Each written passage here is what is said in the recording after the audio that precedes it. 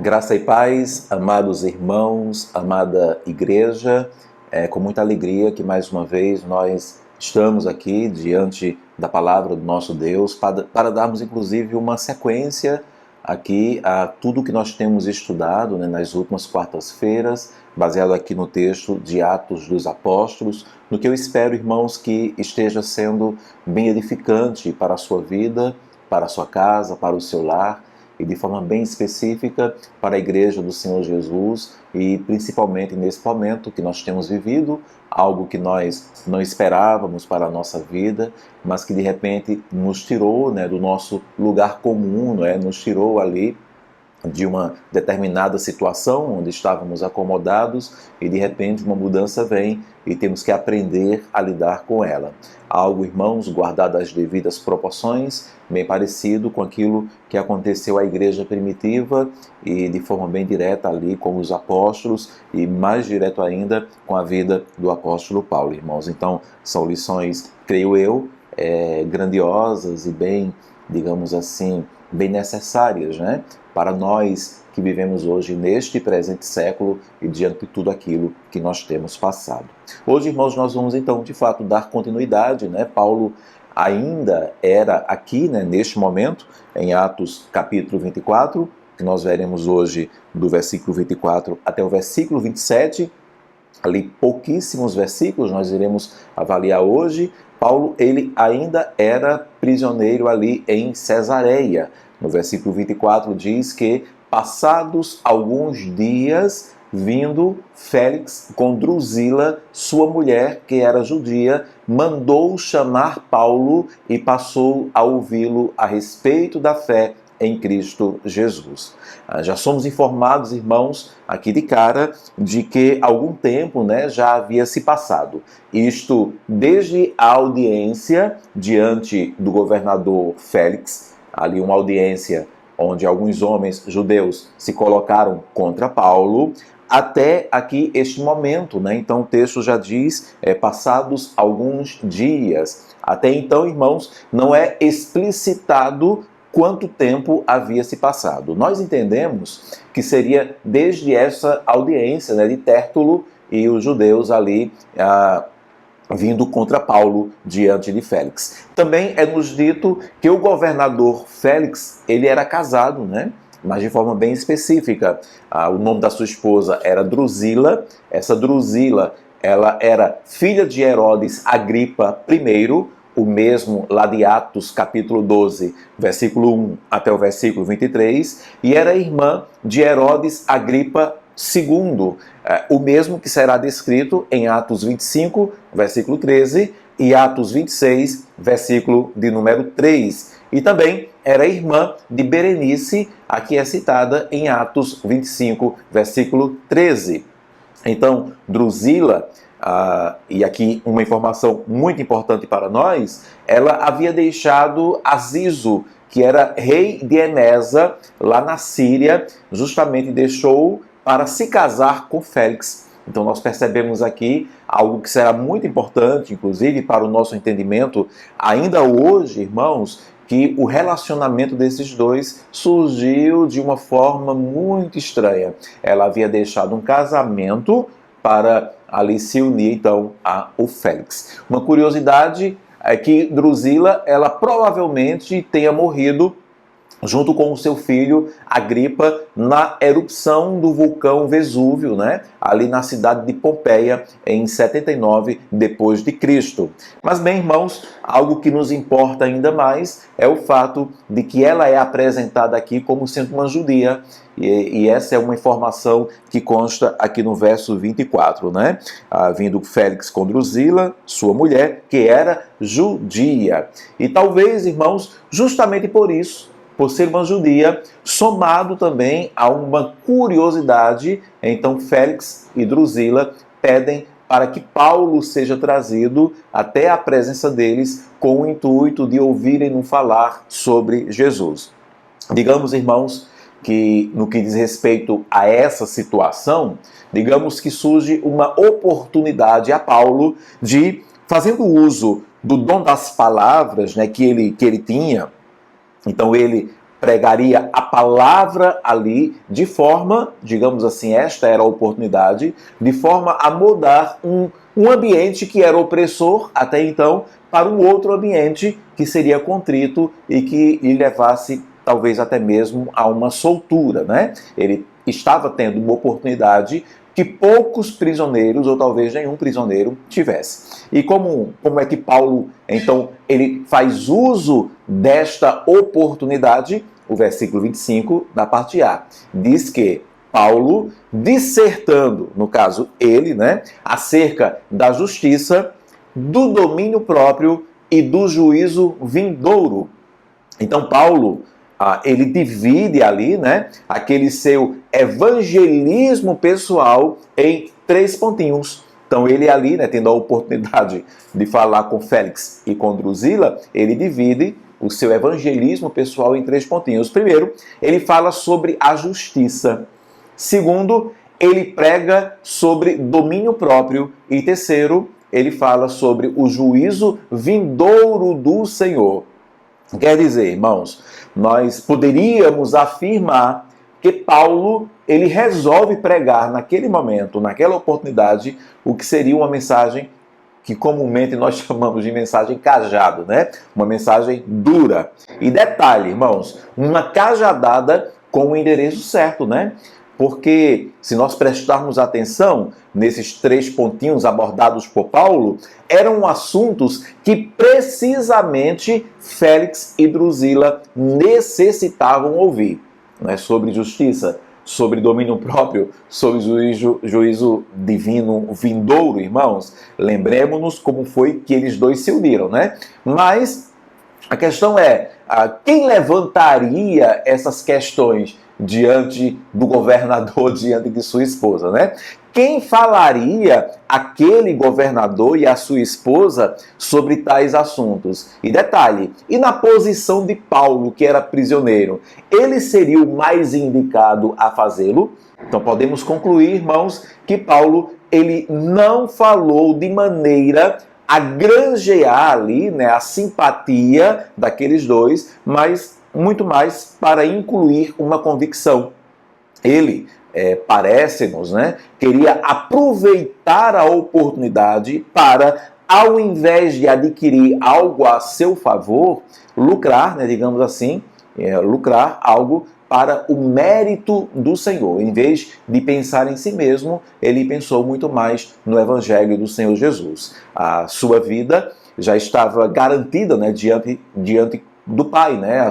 A vida do apóstolo Paulo já estava garantida com Deus, né? O que importava agora eram aquelas outras 2 vidas que estavam ali diante dele e que ainda estavam perdidas. E se ele queria imprimir algo no coração, né, daquele casal, no coração deles, podemos dizer então que ele conseguiu. O versículo 25 na parte B diz que ficou Félix amedrontado, né? Ele ficou ali amedrontado diante das palavras de Paulo.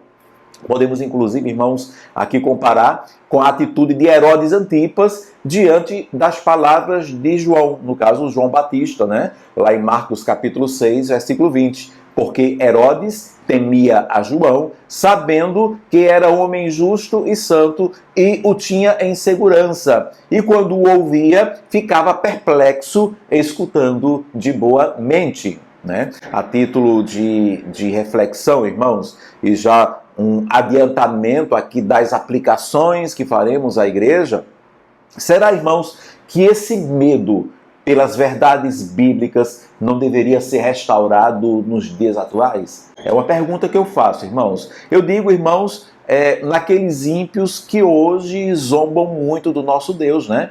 Nós devemos cuidar de não apenas transmitir uma palavra doce e afável, né? Mas também pregar uma palavra amarga e dura, uma palavra que seja uma espada cortante, né? Uma palavra como os salmos tanto declamam, né? Nações tremam, nações tenham medo, né? Diante da sua palavra, diante do nosso Deus. No versículo 25 e no versículo 26, nós somos informados ainda, irmãos, de um erro de julgamento grotesco da parte de Félix, da parte do governador. No versículo 25, conclui com as palavras de Félix, né? No caso aqui, o amedrontado Félix, dizendo que, e disse, né? Por agora, né, ele disse para Paulo, né, podes retirar-te e quando eu tiver vagar, né, quando eu tiver mais tempo, chamar-te-ei. E aí no verso 26, esperando também ao mesmo tempo que Paulo lhe desse dinheiro, pelo que chamando mais frequentemente conversava com ele, né? Então ele esperava que Paulo ali liberasse alguma grana para ele, algum dinheiro para ele, e o texto diz que, inclusive, por isso que ele chamava Paulo mais algumas vezes, de forma frequente, porque ele esperava em algum momento que Paulo lhe pagasse alguma coisa. Podemos aqui, irmãos, concluir com isso, né? Fazemos aqui uma interpretação, que Félix, ele estava completamente equivocado acerca do apóstolo, né? Acerca de Paulo. Ele talvez esperasse que Paulo lhe repassasse as contribuições que trouxera para os cristãos de Jerusalém. Contribuições que, no caso, Paulo, né, arrecadara na última viagem missionária, né? Lembremos que Félix, ele ouviu, né, o testemunho do apóstolo ali daquela audiência. E no versículo 24, no capítulo 24, aliás, e no verso 17, Paulo, ele testemunhou, né, que depois de anos, né, ele disse, eu vim trazer esmolas à minha nação e também fazer oferendas. É aquela coisa, irmãos, você prega, no caso aqui Paulo, né, mas eu quero fazer uma alusão à igreja do presente século. Você prega sobre justiça de Deus, você prega sobre domínio próprio, que deve haver ali no homem, né, e você prega sobre o juízo futuro do Senhor. E no meio, de repente, dessa sua pregação dura, dessa cajadada, dessa palavra amarga, pesada, no meio da mensagem, que não foi o caso de Paulo, né? Paulo, no caso, estava preso, essa era a situação dele, mas no nosso caso, no meio dessa mensagem dura, conta-se uma piada. Uma piadinha, ou se fala sobre alguma bênção, né?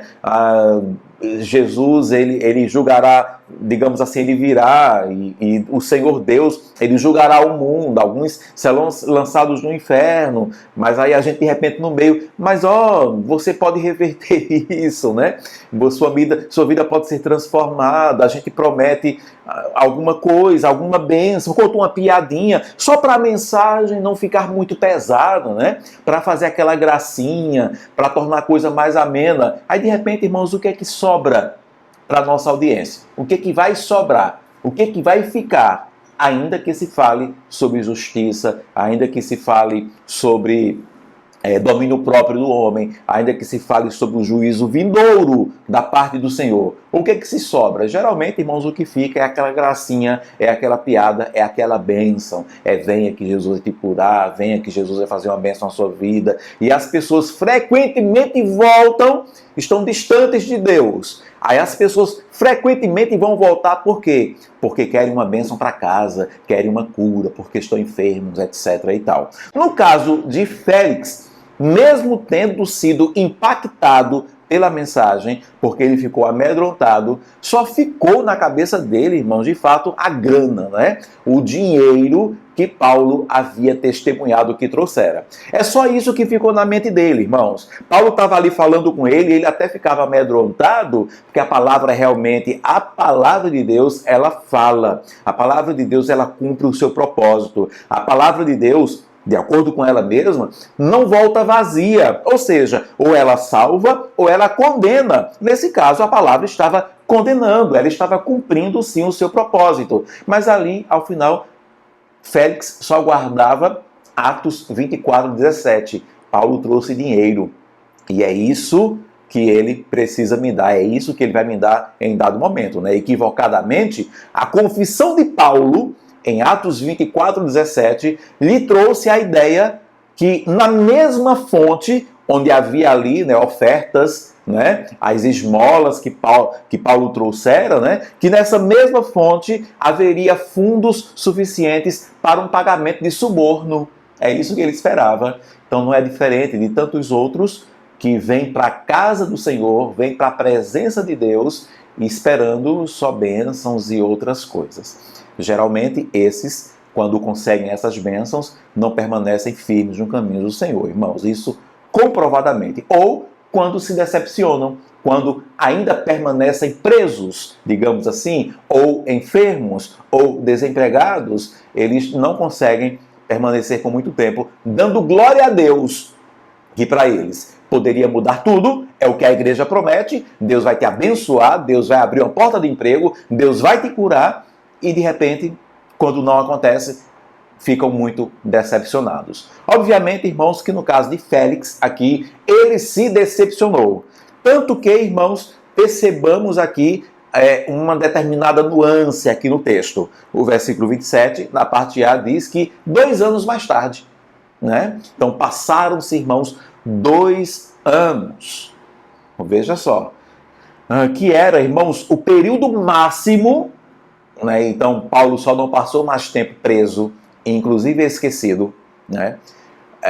Porque tinha um período a ser cumprido. E ele era um cidadão romano, e nós já vimos que havia um temor, né, quanto a isso. Era o período máximo, 2 anos. Era o período máximo que um acusado, no caso romano, né, podia ser detido em julgamento. 2 anos. Félix, ele vai até a tala ali, sabe? Ele não estava conseguindo o que queria, que era o dinheiro, que era a grana, o suborno. Então, 2 anos, 2 longos anos, irmãos. E detalhe, eu quero lembrar você, querido irmão, querida igreja, que Deus, ele já havia revelado que Paulo iria para Roma. Isso foi em Atos, capítulo 23, versículo 11. Lembra?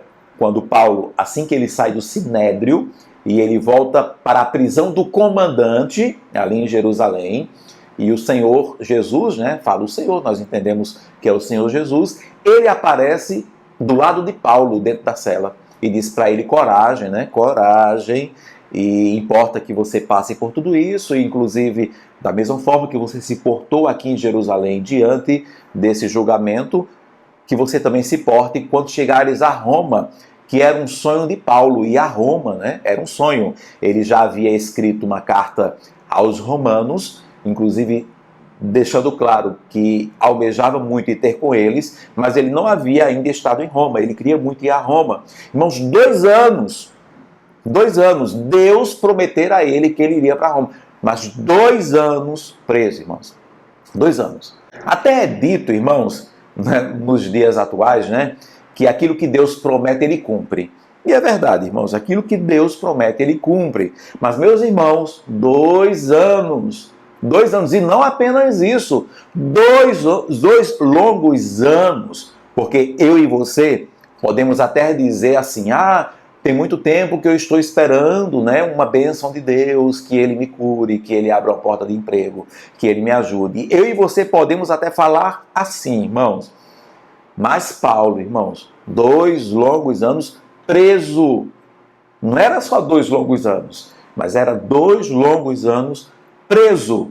Mesmo que Deus tenha declarado para ele, de forma clara e direta, que ele iria para Roma.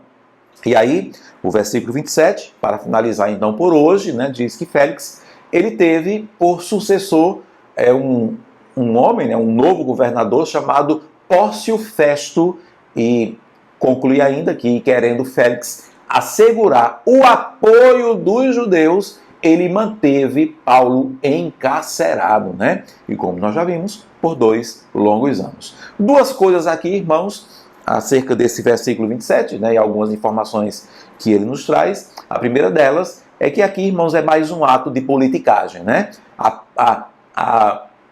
Eu não vou dizer boa e velha, mas a má e velha politicagem sempre esteve presente em todas as épocas, irmãos. Félix, ele mantém Paulo preso porque ele precisava muito do apoio dos judeus, e como nós já vimos, ele até esperava ali ganhar alguma coisa, né, ali nessa prisão de Paulo, né?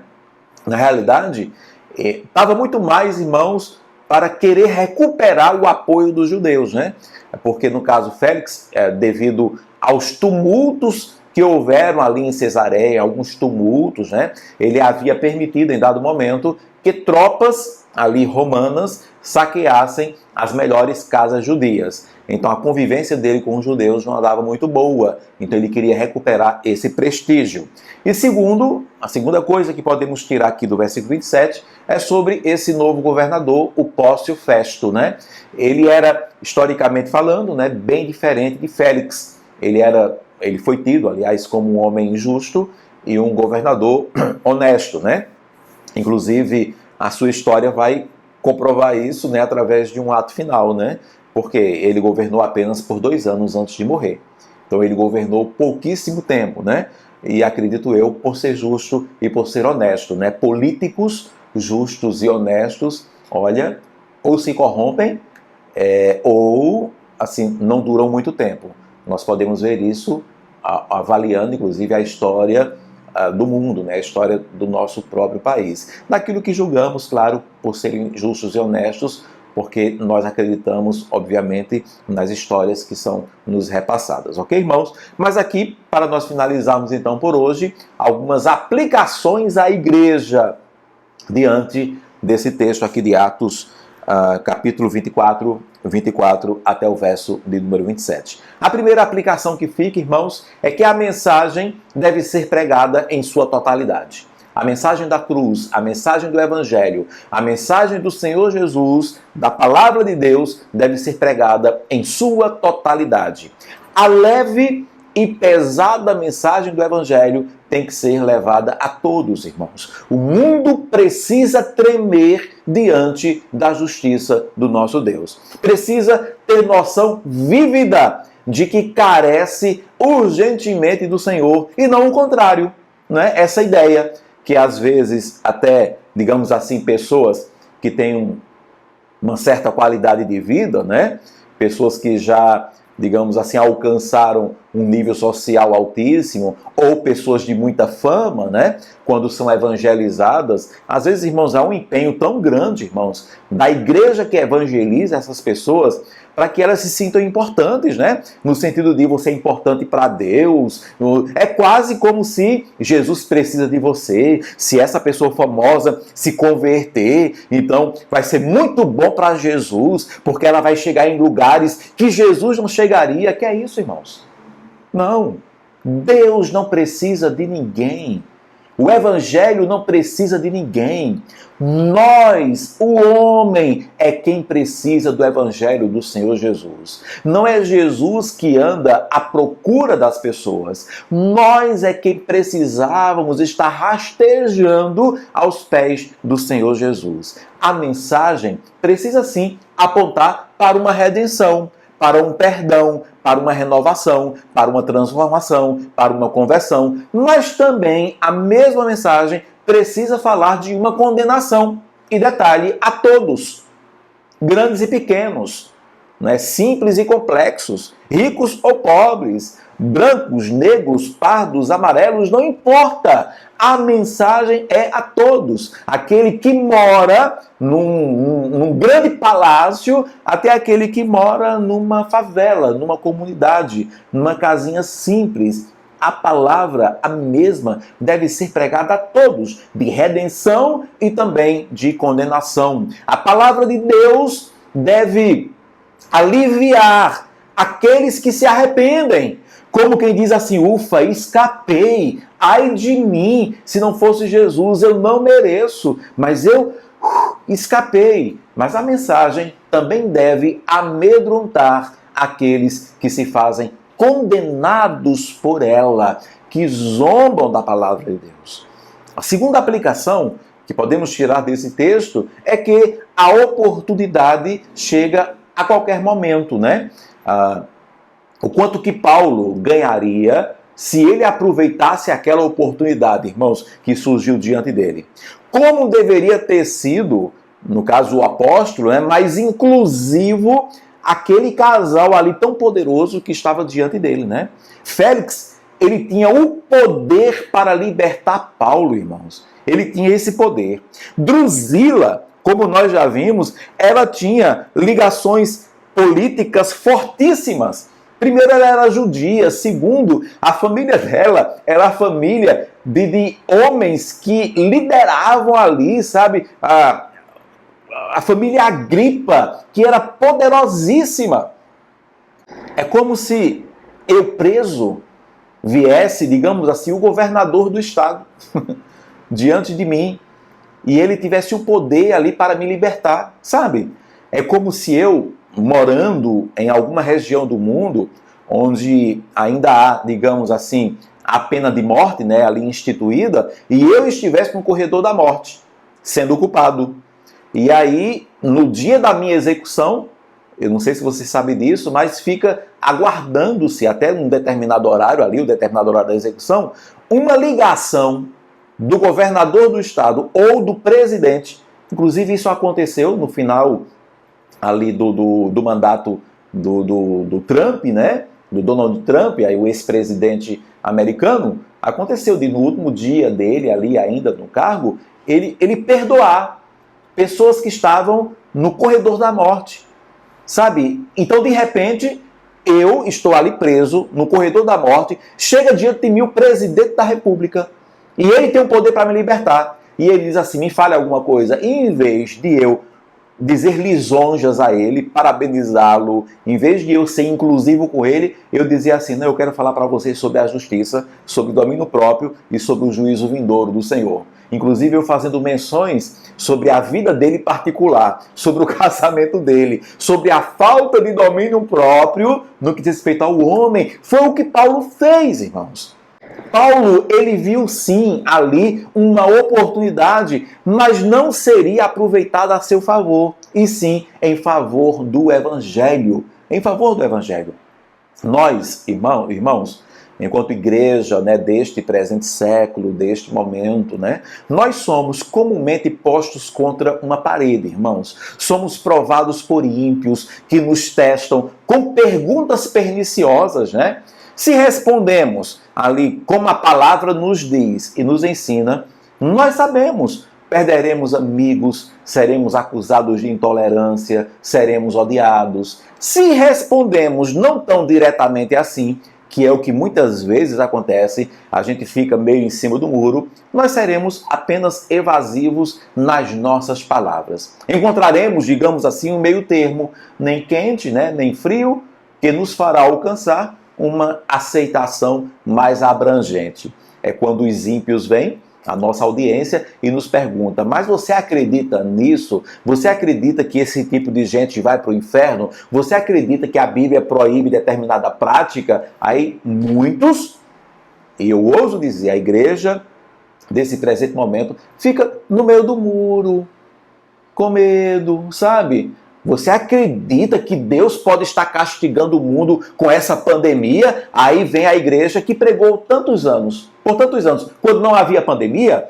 a igreja pregou por tantos anos. Olha, virão pestes, né? Deus enviará pestes como o sinal dos tempos. Aí vem uma, aí fica meio que com receio. Não, pode não ser isso, sabe? Aí fica nem quente, nem frio, fica ali em cima do muro. E ainda essa mesma igreja, né, ouvirá da audiência, né? Nós ouviremos da nossa audiência, dos ímpios. Ah, sim, agora sim. Tô vendo, né, que você é diferente daquele outro pastor ali radical. Ah, agora sim. Aí tá certo. Desse jeito, o mundo falando da igreja. Desse jeito é aceitável. Vá, pode ir, né? Continue brincando aí com o seu brinquedinho. Pode continuar brincando aí com o seu brinquedinho, né? Nós não vamos aí mexer com você. Não nos aborreça e sigamos a vida. Não, igreja, não. A oportunidade sempre será dada para enaltecermos o Deus da palavra. O Deus da palavra. E quem dera aproveitemos as oportunidades. Se não aproveitarmos as oportunidades em tempo, dificilmente ela virá ali, digamos assim, quase fora do tempo. Há relatos de pessoas que às vezes não aproveitaram esta oportunidade. E aí, quando estão ou diante de uma pessoa amada no leito da morte, essa pessoa amada, um pai que nunca foi evangelizado, uma mãe que nunca ouviu da boca de um filho ali a palavra do Senhor Jesus, muito menos um bom testemunho, porque esse filho não queria estragar, não é, ali a reunião da família, alguma coisa parecida, mas a mãe está ali morrendo no leito de morte, aí chega, mãe, aceite Jesus, senão a senhora vai para o inferno, sabe? Essa mensagem, ela precisa ser pregada enquanto há a oportunidade. E a terceira aplicação que nós podemos tirar aqui desse texto é que equívocos virão aos montes. Meus irmãos, foi Paulo, né, o apóstolo Paulo, que evangelizou a Félix e Drusila, irmãos. Foi Paulo, sabe? Se nós colocássemos aqui duas pessoas, né, diante de alguém, né, uma pessoa que nós não conhecêssemos, e do lado o apóstolo Paulo, e alguém dissesse, escolha uma dessas duas pessoas para evangelizar a sua família que não é crente, certamente nós escolheríamos o apóstolo Paulo. Foi Paulo que evangelizou a Félix e Drusila. É dito, irmãos, no texto, que Félix, ele até ficou amedrontado ali pela palavra de Paulo, chamou a atenção dele. Ele marcou, segundo ele aqui, né, de passar por lá de novo, e tudo indica que ele teve outras audiências, sim, com Paulo, mas ainda equivocado, mesmo que Paulo tenha evangelizado a ele, ainda estava equivocado, ele esperava que Paulo lhe passasse uma grana, lhe passasse um suborno. Irmãos, não nos darão ouvidos totalmente, ou até darão ouvidos, mas não serão todos que entenderão corretamente. Sempre seremos rodeados de equivocados, assim como foi com Paulo também. Por isso não se entristeça se você tem aproveitado as oportunidades, se você tem pregado a redenção, mas também a condenação. E muitos não te compreendem, muitos não te entendem, muitos permanecem equivocados. Confie na palavra de Deus. O próprio apóstolo Paulo evangelizava, o maior evangelista de todos os tempos. Evangelizava, mas não eram todos que entendiam a palavra de Deus. Então, irmãos, são essas as aplicações por hoje. Primeiro, a mensagem deve ser pregada em sua totalidade. Tudo que nela há e para todos que chegam diante de nós. Segundo, a oportunidade chega a qualquer momento e que esta oportunidade seja aproveitada não em favor próprio, mas em favor do próprio Evangelho do Senhor Jesus. E terceiro, equívocos virão aos montes. Que Deus nos abençoe. Que Deus te abençoe, irmãos. E que esta mensagem, ou esse estilo de evangelismo aqui descrito pelo apóstolo Paulo, com o seu testemunho, que seja aplicada também à Igreja do Senhor Jesus. Que a Igreja do Senhor Jesus não olhe para si mesma, para os seus lucros, para os seus ganhos. Que a Igreja do Senhor Jesus sempre olhe para o Evangelho do Senhor Jesus. O Evangelho é maior do que tudo e é esse Evangelho que precisa aparecer. É ele que necessita lucrar, digamos assim, com a pregação dele próprio. Oremos ao nosso Deus. Pai, muito obrigado, Deus, pela tua palavra e que esta palavra possa gerar em nós vida, trazendo, por meio do teu Espírito Santo, edificação, ensino, para que cresçamos o crescimento que procede de ti. Muito obrigado, Deus, pelo testemunho, pelo exemplo do apóstolo Paulo, que fala conosco ainda hoje a esta igreja, Pai, de maneira muito específica, que a nossa igreja ela possa aprender, Deus, e que por meio desse texto possamos de fato alcançar corações sábios. Nós oramos assim, em nome de Jesus, que vive e reina para todos sempre. Amém e amém. Que Deus nos abençoe, irmão.